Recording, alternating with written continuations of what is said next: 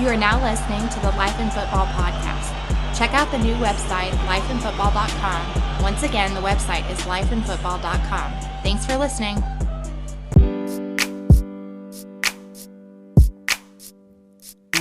This is a new day to live your life. This is a new day to try to get right. This is a new day to get on track. Yeah, that's life in football. This is a new day to live your life. This is a new day to try to get right. This is a new day to get on track. Yeah, that's life in football.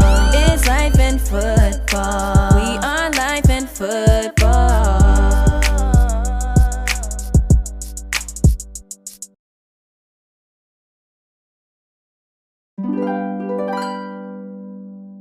Welcome to the Life in Football podcast, baby. I'm your host, Mike Feed. And this your co-host, Cole Moore. You know we loving life and enjoying football. Top-notch coaches all around the world. Top-notch coaches all around the world. Today we got Coach Michaela, head coach for Brandon High School, yes, man. Sir. And when I'm sitting here looking at him, he looking like Jalen Ramsey almost when I seen him walk through the door.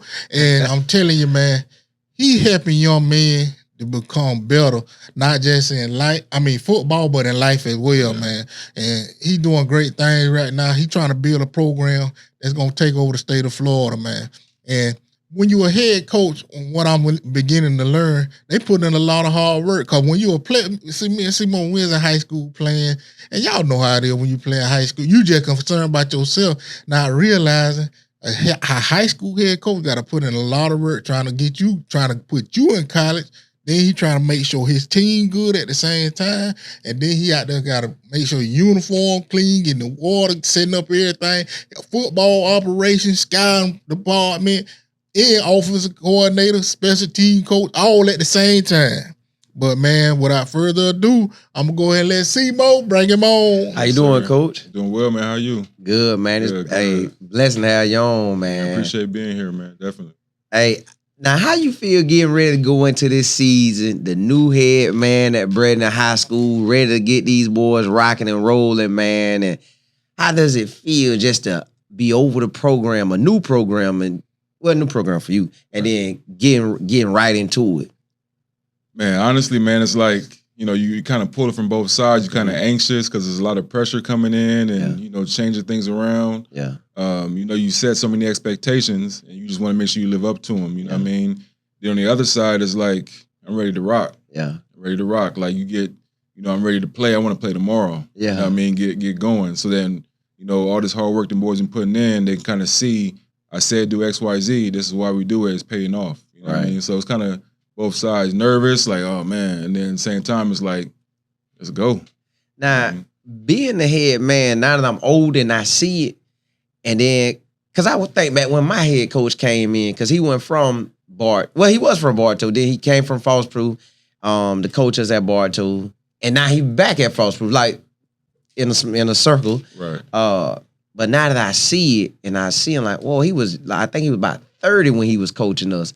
So we got a 15-year gap. Right. And being 30 and dealing with a 15-year-old, you're not too much farther than where they were. You like, bro, I was just there. Right. I get everything you're doing. So how do you feel when you out there relating to the players, man? And you like, bro, I was there. Everything you thinking about doing or talking about doing, right. I've been there.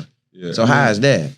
It's honestly kind of natural for me. Yeah. Like I've always been, like I had a parent Thursday told me like, my son adores you. Yeah. I appreciate everything you're doing. He says he has fun when he's here. He works hard. He's being pushed. Yeah. You know what I mean? So to me, it's kind of natural. I'm around kids all the time. I'm a teacher too. Yeah. So I'm around kids all the time. I even, sometimes you got group texts and stuff. I'm even starting to like text like them sometimes, like the little shorthand and all that kind of stuff. So it's just natural for me. Like, to me, I understand that it's more than football. It's about kind of being that father figure, you know what I mean? Like showing love to the kids. Like you don't get on their tail. Right. But once they understand that you do it out of love, then they're not going to take it personally. You know what I mean? So that's the biggest thing for me. Like it's just natural just to be around them and relate to them. And like you said, I done everything you probably can think of. I've told them that before too.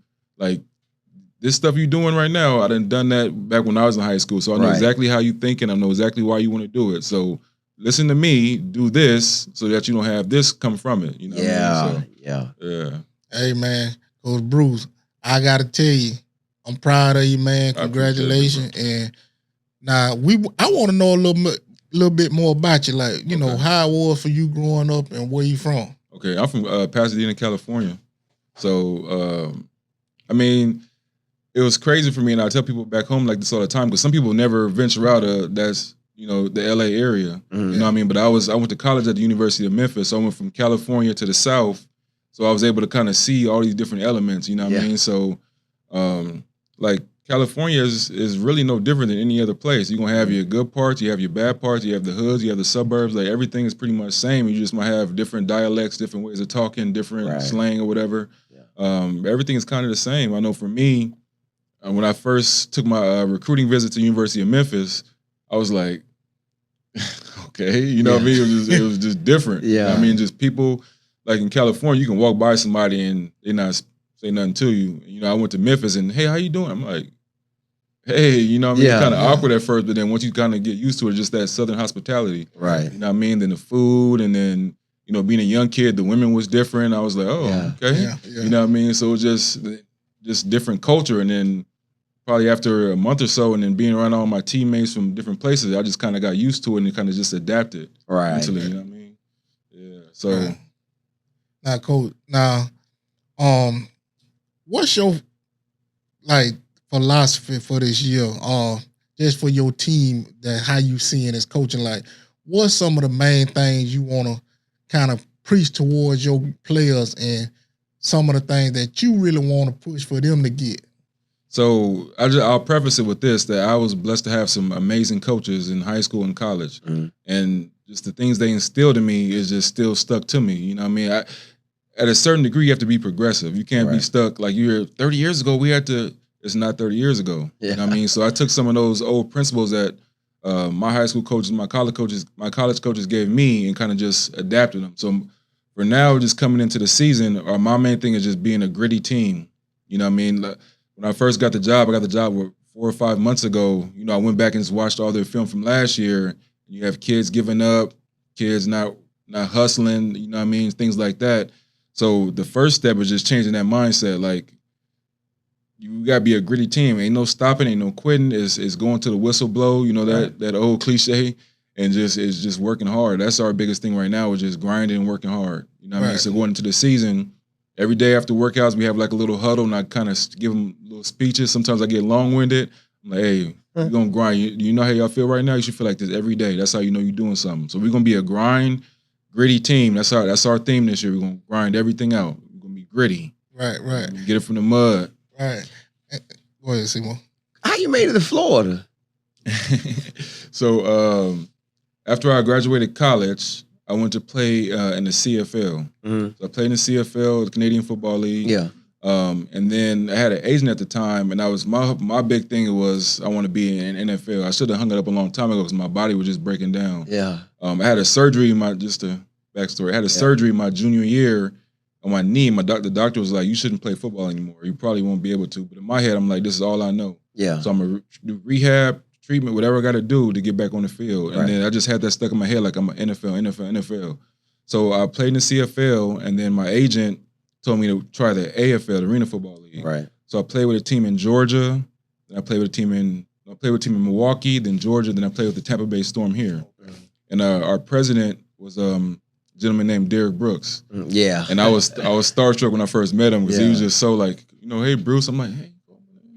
You know what I mean? Because Derek Brooks is the GOAT, Hall of Famer, you know what I mean? So just, I was able to interact with him a lot. I was they had brought me in and, you know, interacting with him and talking to him and having meetings. Actually, once I stopped playing the Tampa Bay Storm that year, they asked me to come coach. So then I was in those meetings with him, having to do like personnel meetings and stuff like that. And then, you know, I was a part of his charity. He had the Derek Brooks Foundation. I would kind of do stuff with them. They had like golf things, and they had like a suite at the bus game, so that I would just be networking from there. Right. And I was like, well, I done all this networking. I might as well just, you know, make this home now. Yeah. Right. So, yeah. Oh, that thing worked out for you too, man. That thing worked out. Hey, y'all gotta pay attention. He just really gave a lesson. He even had me thinking just then. Free game. Right. Yeah. Derek Brooks Shout out there, Bruce. Now DB. we need to get you on here. Right in Tampa. Yeah. Come on, DB. Come on now. Florida State legend, NFL, Super Bowl, MVP. Come on now. But Derrick Brooks, he mean Derrick Brooks and him coming down here, going to the suites, talking to this person, talking to that person. Look what God done blessed him with, man. This man a head coach now. And you know what's so special about this? You always remember your high school head coach. And in your college too, and other coaches, but the high school, I'm talking about for all even the students for some reason, that didn't even play. They for some reason everybody remember that high school head football coach. And now Mr. Bruce, he done put himself in that position to be the head coach. Sure. And it's gonna be for years, it's gonna be kids. Y'all understand when y'all get older what I'm saying right now. You're gonna remember that coach, man, that head coach. Mm-hmm. And I wanna know from you, coach, like, what's your thoughts for when you guiding young men and what they could expect from you coming out to want to be a part of your program? Like, what you want to tell them right now? I mean, ultimately, just the coaching comes from love, ultimately. You know what I mean? I had a kid that I coached. When I coached at Blake High School. That was the first high school I coached at when I was here, or the second high school I coached when I was here. And one of the kids I had there, he just graduated from Norfolk State University. That's good. And he reached back out to me like, Coach, I just graduated. He came up here to see me as soon as he got back to Tampa. We had a conversation about life and what his goals were. I'm like, you're not finna be out here in the streets. Like, he lived in a, bad area, whatever. I used to go, when I was coaching at Blake, I would have to go pick him up, take him home.